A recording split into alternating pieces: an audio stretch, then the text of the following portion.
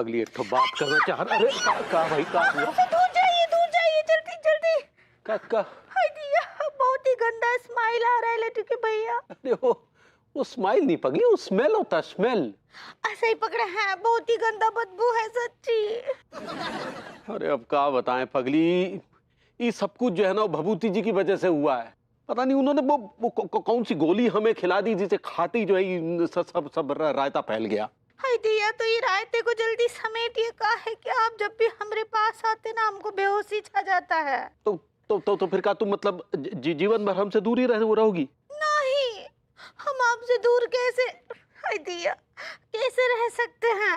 लेकिन हमको तो लगता है गंगा जी में जाके छलांग लगा दें। अरे नहीं पगली, ऐसा मत करना। हम कौन हल निकालते हैं, चिंता नहीं करो। हाँ जल्दी जल्दी निकालिए। हाय दिया, अरे हाय दिया, हाय दिया। अबे ओ कच्चा बनियान, ये तेरा क्या लफड़ा चल रहा है बे? मेरे लौंडे कितनी बार तेरे पास आए और जितनी भी बार आए तूने उन्हें लौटा क्यों दिया बे? आज तुझे बताना होगा तू कौन सा टूथपेस्ट इस्तेमाल करता है। हाँ? बकरी छाप दंत मंजन इस्तेमाल करते हैं। अच्छा, इसीलिए तेरे मुंह से बकरी की सड़ान आ रही है। पूरा एपिसोड देखिए ZEE5 पर।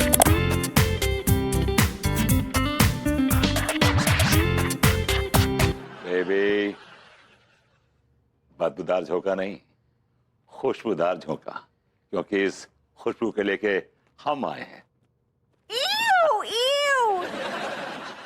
दूर रहो। यार तुम तो ऐसे बिहेव करो जैसे मैं कोई कचरे का डब्बा हूँ। कचरे के डब्बे से गंदी बदबू आ रही है विभू, ऐसा लगता है किसी ने गटर का ढक्कन खोल दिया हो।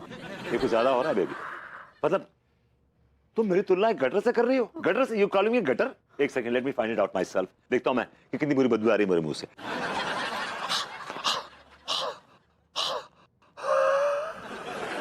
विभू, विभू, विभू, विभू, विभू, विभू, नो वेट, विभू, विभू, विभू, बेबी वैसे कुछ नहीं है वहां पे, और डंडे मार रही हो तुम। क्या है ये विभू, ये क्या खाकर आई हो तुम? यार सॉरी यार, really I am smelling like a fish. Fish नहीं, सड़ी हुई फिश। विभू मुझे बताओ तुम क्या खाकर आए हो? मैं खा के नहीं आया बेबी, मुझे खिलाया गया है, वो भी धोखे से। दिस इज कॉल्ड नहले पे दहला। खिलाया? किसने क्या खिलाया? तिवारी जी को मैंने एक गोली खिला दी थी जिससे उनके मुंह से बदबू आ रही थी। उन्होंने इस बात का बदला लिया है मुझसे। लेकिन तुमने ऐसी कोई गोली तिवारी जी को क्यों खिलाई? क्योंकि वो बहुत चाने बनते हैं। सॉरी। मुझे बताओ, तुम खुद चांदे नहीं बनते उनके साथ, तुम उनका बैंड नहीं बजाते रहते। हाँ, ये तुम दोनों के बीच में ये बचकानी हरकतें कब खत्म होंगी विभू? नहीं, तुम्हें क्या लगता है कि मैं उनको उकसाता हूँ? हाँ, मैं उन्हें उत्तेजित करता हूँ कि वो मेरा बैंड बजाएं? Baby, it's not true. Oh God. Baby baby baby baby baby baby baby baby baby सोचना भी मत। चलो यहाँ से। Oh God. Oh God. Okay what? 16 बरस की तू 17 बरस का, 1-2 बरस जरा दूर रहना, कुछ हो गया तो फिर ना कहना। भाभी जी, इस उम्र में अक्सर ये इट्स ऑल राइट, खतरा लगा रहता है कहीं कुछ हो ना जाए। आप क्या बोले? अब मैंने कहा भाभी जी हम तो कुछ ना बोले, जो कुछ कहा आपने कहा। हम कुछ बोल ना ही रहे थे, हम केवल गाना गा रहे थे, 1-2 बरस जरा दूर रहना। भाभी जी 1-2 बरस दूर रहने के चक्कर में इतने बरस दूर रह लिए आपसे, अब दूरी सही नहीं जाती। हम कुछ समझे ना ही और ऐसे काहे बात कर रहे हैं? आप तो जानती थोड़ा शर्मिला हूं मैं। और बताइए भाभी जी क्या चल रहा है? काका चल लिया है, बहुत नाराज है हम आपसे। आप ही हमने लड्डू के भैया को वो गोली दिए ना। भाभी जी बचपन से गोली देने का शौक है मुझे। तो बच्चा था तो माँ बाप को गोली, बड़ा हुआ स्कूल गया टीचर को गोली, शादी हुई बीवी को गोली, दोस्तों को गोली, और कभी कभी आपको भी गोली दे देता हूँ।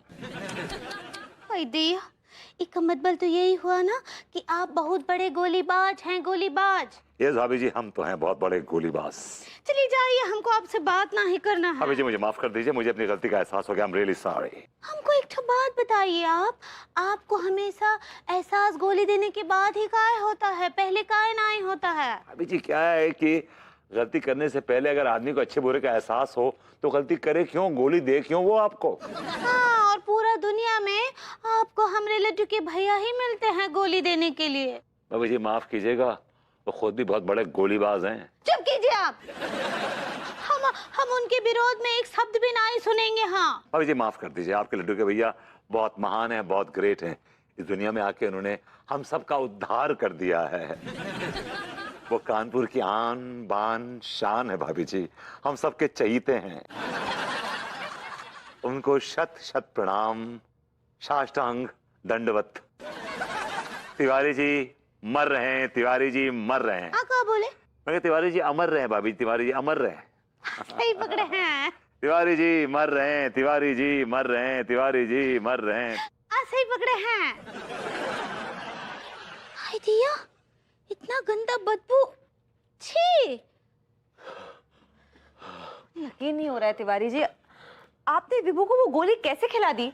हम बेहद क्षमा चाहेंगे भाभी जी। आपके लाडले भभूति जी तो लोगों को गोलियां देते हैं, उन्होंने तो हमें भी गोली दी थी भाभी जी। ऊपर कीजिए रुमाल पहले वो। जी ऊपर है। और मुझसे शिकायत करनी चाहिए थी ना तिवारी जी, गोली खिलाने की क्या जरूरत थी आपको? अरे भाभी जी मुंह खोलने ऊपर रखिए इसको। मुंह खोलने का मौका मिलता तब ना मुंह खोलते। अब तो जैसे ही मुंह खोलते थे तो भभूति जी के बदतमीजी के चूहों की बदबू चारों ओर फैल जाती थी और हमें शर्मिंदा होना पड़ता। वो तो कई बार तो आपके सामने का भाभी जी आपने स्वयं हमें इस बदबू की वजह से वो अपनी गालियों के पुष्पों की बारिश की है। मैंने कब गालियां दी? नहीं, आपने तो बस पुष्पों की बरसात की। तिवारी जी आप चाहते हैं कि मैं फिर से आप पर पुष्पों की बरसात करूं? नहीं, ऐसा कतई नहीं। ऊपर कतई नहीं। तो फिर आपको क्या जरूरत थी मेरे पति को वो गोली खिलाने की तिवारी जी? अरे भाभी जी मतलब उन्होंने हमें गोली दी, हमने उन्हें गोली दी, बात बराबर हो गई ना? बात कैसे बराबर हुई तिवारी जी? फिर से हम वही बात बार बार करें, आप मुझसे बात मत कीजिए।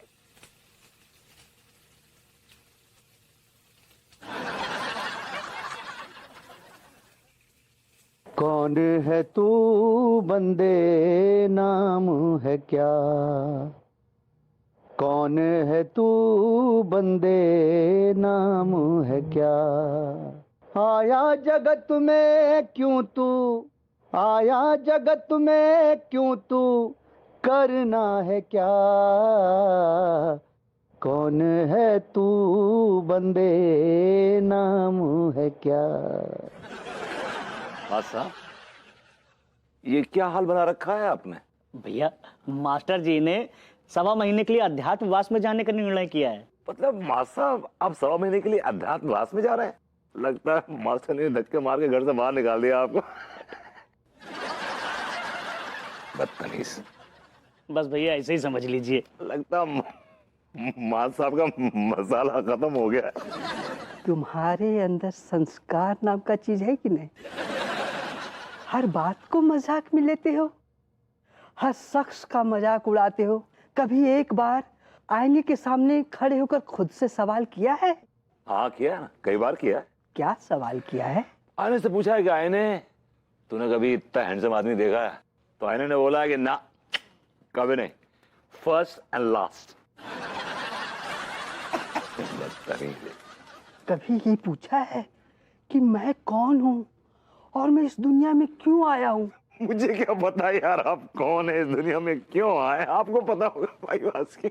नहीं भैया, मास्टर जी के कहने का मतलब है कि आप कौन है। आपसे तात्पर्य है कि विभूति नारायण मिश्रा कौन है और वो इस दुनिया में क्यों पैदा हुआ है और इस दुनिया में क्या करने आया है? यार ये किस तरह का भैया सवाल पूछ रहे हैं यार? हाँ नहीं भैया, मास्टर जी का सवाल बहुत गहरा है, उसकी गंभीरता समझने की कोशिश करिए। जैसे मास्टर जी कौन है? मास्टर जी इंसान लग रहे हैं, लकड़ बका तो हो नहीं सकते हैं। तुम्हारे अंदर संस्कार नाम का चीज है कि नहीं?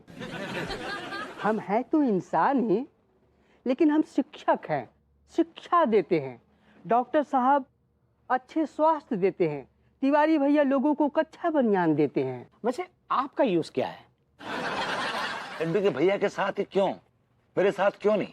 हाँ, क्या बोले? मेरा कहने का मतलब ये है कि लड्डू के भैया जो हैं बड़े कमजोर किस्म के आदमी हैं, दिन भर खुल खुल करते रहते हैं, निमोनिया हो गया तो कुछ भी बोलते हैं।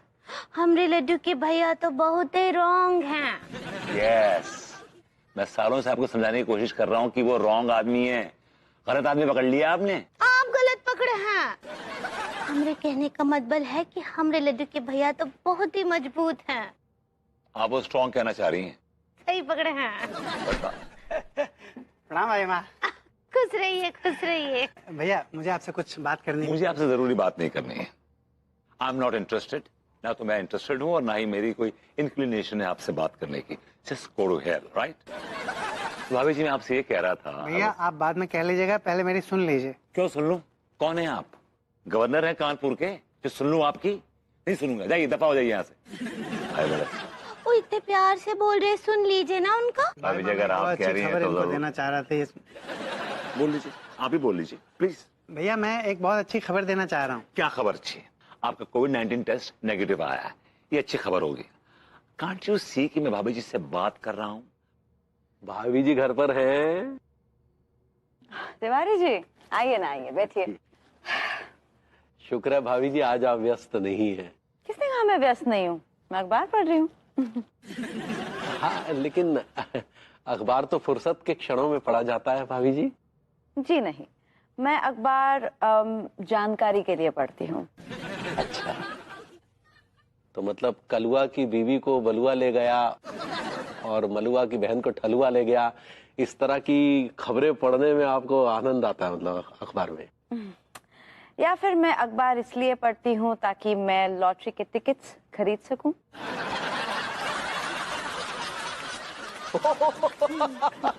कमाल है। आपका सेंस ऑफ ह्यूमर भी ना भाभी जी कमाल। मैंने आपको शौक तो दे दिया ना?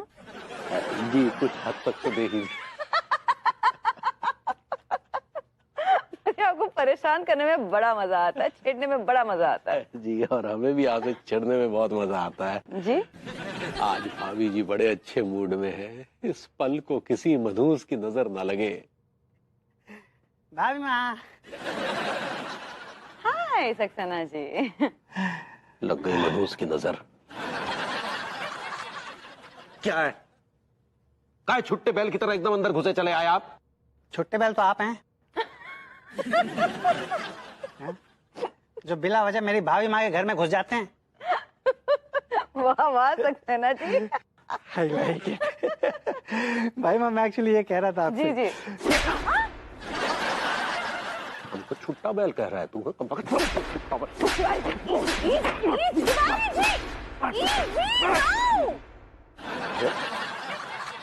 आदमी हमें छुट्टा बैल कह रहा है भाभी जी? अरे जी, आप उसे मार क्यों रहे इतना? सोने तुमको छुट्टा बैल कहा तूने? भाभी जी एक मिनट जान दो, निकल तेरी। अरे जी, आपको सक्सेना जी को इसे मारना नहीं चाहिए था। अरे भाभी जी जानवर है, इसको जितना मर्जी मार लो भाभी जी, कोई फर्क नहीं पड़ता। आप समझती नहीं है भाभी जी, ये शख्स जो है ना, ये वो बैल। फिर गुस्सा चला आया तू?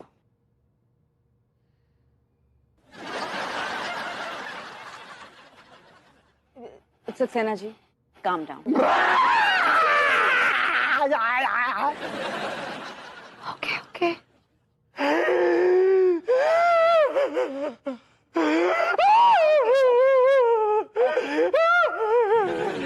शांत हो जाइए प्लीज, शांत हो जाइए। सॉरी।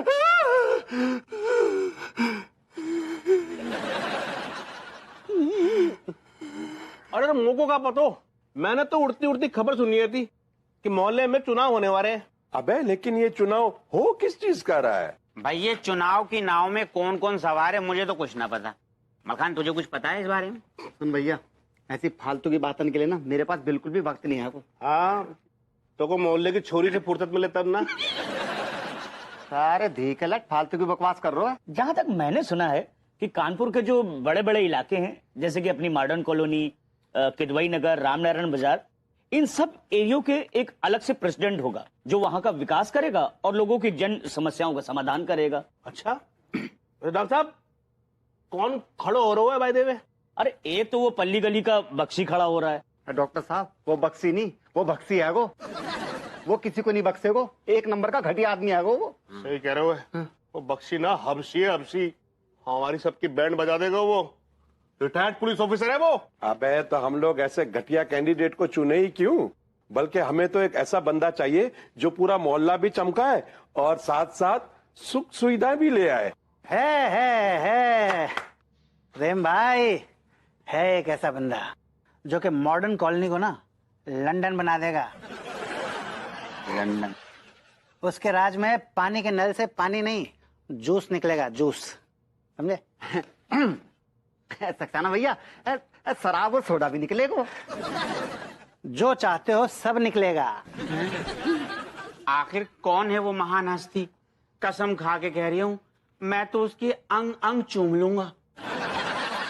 तुम्हारे अंदर संस्कार नाम का चीज है कि नहीं? अरे मास्टर साहब, तुम क्यों फैल रहा हो? मैं तुम्हारे अंग थोड़ी ना चूम रही हूँ। लेकिन सक्सेना भैया, आखिर चुनाव में खड़े होने वाला आदमी वो है कौन? मैं खड़ा हो रहा हूँ। लिया, मॉडर्न कॉलोनी प्रेसिडेंट के चुनाव में मैं खड़ा हो रहा हूँ और मैं आप लोगों से वादा करता हूँ कि आप लोग मुझे वोट दीजिए, मैं मॉडर्न कॉलोनी की काया पलट के रख दूंगा। अबे अरे मानते भैया, आइए आइए आइए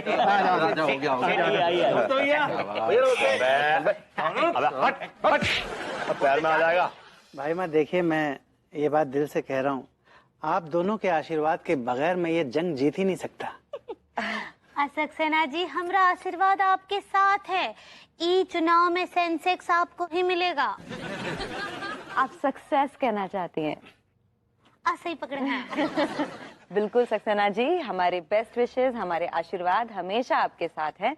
लेकिन हम ये जानना चाहते हैं कि आप जीत जाने के बाद हमारे कॉलोनी के लिए आप क्या क्या करेंगे? भाभी माँ, मेरी पहली प्रायोरिटी रहेगी महिला सुरक्षा। जैसा कि आप जानती हैं कि हमारे कानपुर में महिलाओं के साथ छेड़छाड़ की घटनाएं बहुत बढ़ गई हैं। बिल्कुल बिल्कुल ठीक बोल रहे हैं आप। ये तो बहुत ही अच्छा काम करेंगे आप, सच्ची। It's very very commendable. बस भाई माँ, आप दोनों का आशीर्वाद चाहिए और कुछ नहीं चाहिए मुझे। जी जी सक्सेना जी, एक्चुअली आपसे नहीं कहूंगी तो और किससे कहूंगी? भाई माँ, आप आदेश तो कीजिए। आपका ये बच्चा है ना, अपनी गर्दन काट के आपके चरणों में अर्पित कर देगा भाभी माँ। अरे नहीं नहीं, कैसी बातें कर रहे हैं आप? आपको ऐसे करने की कोई जरूरत नहीं है।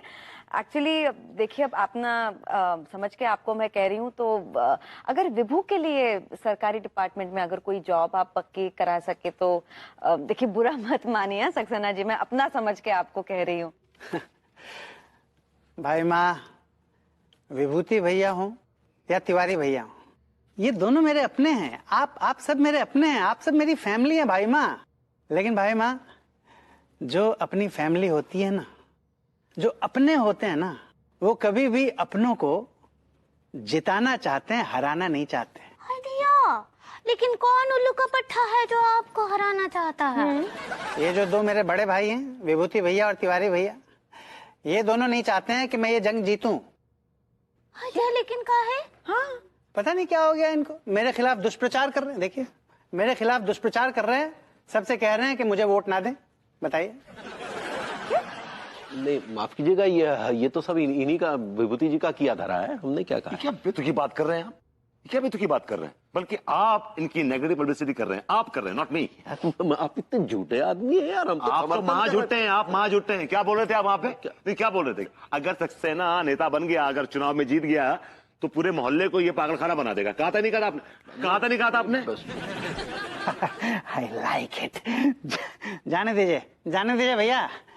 देखिए, अगर आप दोनों के दिल में मेरे लिए जहर भरा हुआ है ना, तो वो जहर किसी न किसी रूप में बाहर तो निकल के आएगा ही। शायद मैं ही आप दोनों के प्यार के काबिल नहीं हूँ। सक्सेना, कैसी बातें कर रहे हो यार, कैसी बातें कर रहे हो यार। दिल तोड़ दिया तुमने तो।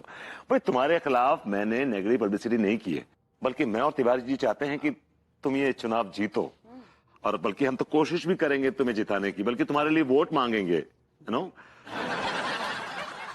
और हमारा पूरा दावा इस बात का कि आप ही जीतेंगे। President sir, president sir, sir sir, आज से आपकी सुरक्षा की जिम्मेदारी हमारी है। थैंक यू कमिश्नर साहब, थैंक यू सर। सर मेरी भी बात कीजिए ना। Sir is Manohar. Sir my self Manohar Lal sir. आज स्कूल नहीं गए क्या? आज ड्यूटी है सर। सर आपकी सेवा में हम लोग हमेशा हाजिर रहेंगे।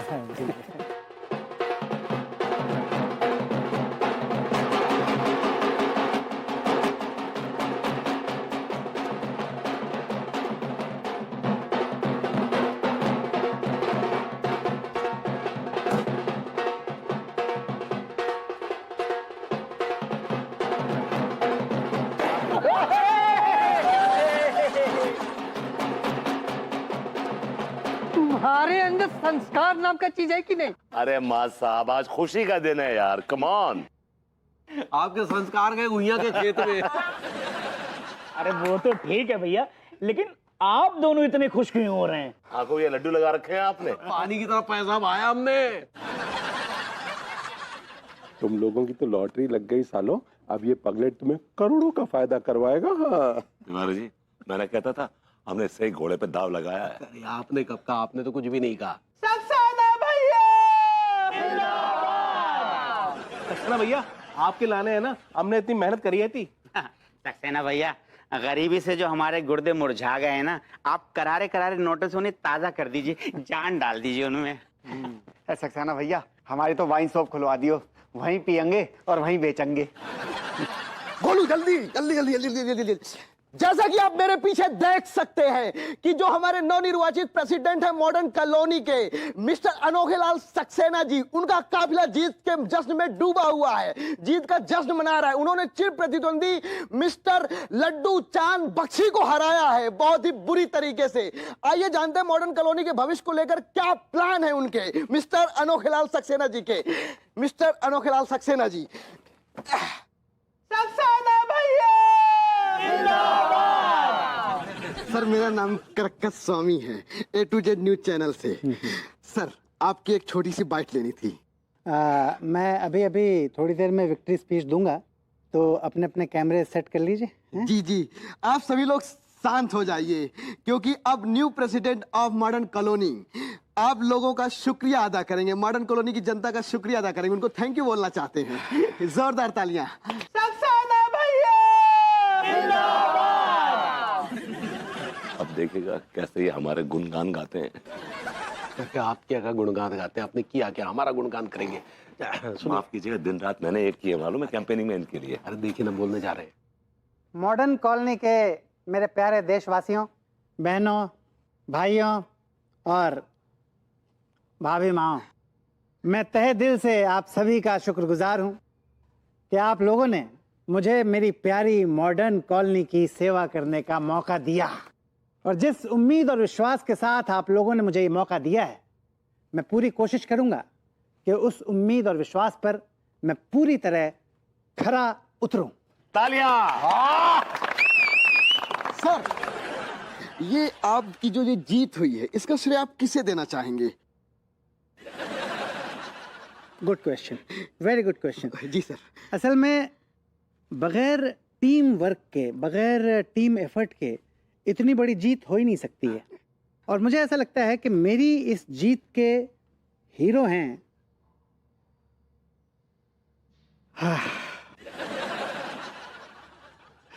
झकड़कटी से शीला, सुशीला, कम्मो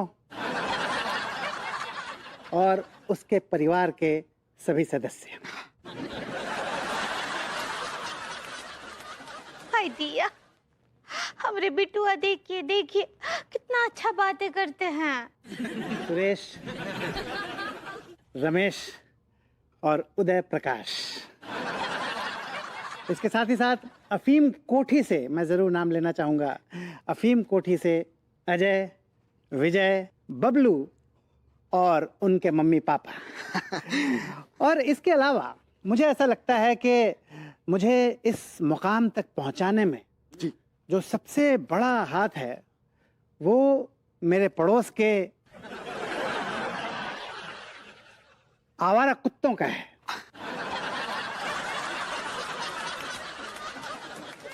क्योंकि रात रात भर इलेक्शन के दौरान ये आवारा कुत्ते मेरे दरवाजे पर आकर भौंकते थे और मुझे सोने नहीं देते थे। पूरी रात में जगा रहता था और मुझे लगता था कि मुझे कुछ ना कुछ तो इसके लिए करना ही पड़ेगा। तो आवारा कुत्तों से मुझे बहुत प्रेरणा मिली है। जी, आवारा कुत्तों के लिए जोरदार तालियां।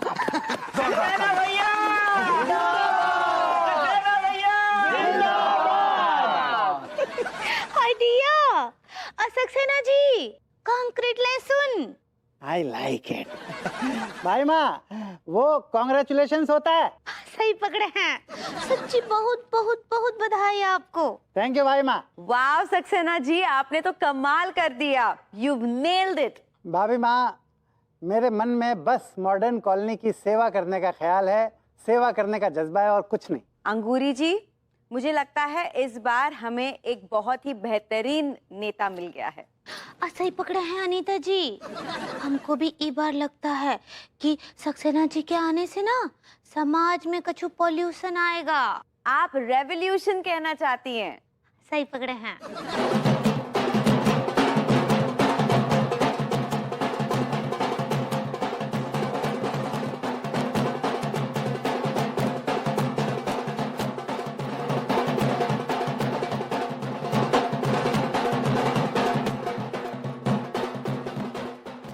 अरे यार क्या भुट्टा खा रही हो तुम? टीवी लगाओ ना, सक्सेना जी आ रहे हैं टीवी पे। तो अनाउंसमेंट करने वाले क्या? हाँ, समझो अपनी लॉटरी लग गई है, एक आध दो ठेके तो मिल ही जाएंगे अपने को। अरे टीवी लगाओ ना यार। एक मिनट। आप सभी को मेरा प्यार भरा नमस्कार। मैं हूं आपका अपना सबका चाहता दीपक करजिया। पगड़ी, हमने जो है ना इस पागल घोड़े पे पैसा लगाया है, अब ये हमारा गुलाम है। अब देखना हम इसे जैसा चाहे काम निकलवाएंगे। और इस वक्त मेरे साथ स्टूडियो में बहुत ही स्पेशल गेस्ट मौजूद हैं। जी हां, मॉडर्न कॉलोनी के नवनिर्वाचित प्रेसिडेंट मिस्टर अनोखे लाल सक्सेना जी। आइडिया, हमको तो बहुत बहुत खुशी हो रहा है कि हमरे बिटुआ सक्सेना जी कॉलोनी के एक्सीडेंट हो गए हैं। प्रेसिडेंट होता पगड़ी। सही पकड़े हैं। एक बात तो है, सक्सेना भैया लाख पागल हो, लेकिन वाकई लिए जो हमारे दिल में जगह बनी है ना यार, वो बहुत बड़ी वारी है। यार हमें बस क्या चाहिए, अंग्रेजी का ठेका खुलवा दे, दिन भर पैसे छापेंगे और रात को भैया मुर्गे की टांग और दारू की बोतल। पैसे का पैसा और दारू की दारू। ठीक है लट्टो, इंटरव्यू शुरू है। सक्सेना भैया कुछ बोल रहे, ध्यान से सुनो। सक्सेना जी, बहुत बहुत स्वागत है आपका। और सबसे पहले तो आपको बहुत ढेर सारी शुभकामनाएं। शुक्रिया। तो सक्सेना जी, अपने बारे में हमारे दर्शकों को जरा विस्तार से बताइए। दीपक जी, मेरा वंश दक्षिण अफ्रीका के हुदहुद प्रांत के एक कबीले से शुरू हुआ और उसके बाद मेरे फोर फादर्स जो हैं वो भारत आ गए और भारत के ही होकर रह गए। और मेरा जन्म मॉडर्न कॉलोनी में हुआ, यहीं पे मैं पला बढ़ा।